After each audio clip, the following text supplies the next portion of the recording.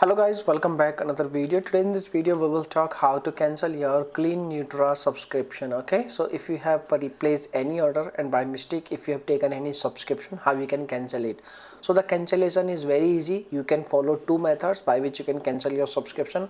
The first method is very easy. You need to type on any browser like cancelcleannutra.com subscription and you will see their official website page, like this kind of page, like manage my subscription, or you can directly visit on their official website. And once you visit on the official website, there is a very bottom side in the footer section, there is a button manage my subscription. Okay, you need to tap on this button and it will redirect you on the new window. In this window you need to provide your email, which is your register email ID. Okay, and once you enter your register email ID, you need to click on get subscription link.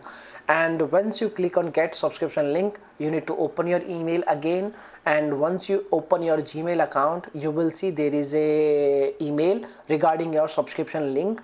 Please check your spam folder also if you don't see any kind of email in your inbox. Okay, and once you follow the prompts by you can like subscription link, you can cancel your subscription. If this method will not work for you, in this case what you can do, you can do only one thing. There is only one possible way by which you can cancel your subscription.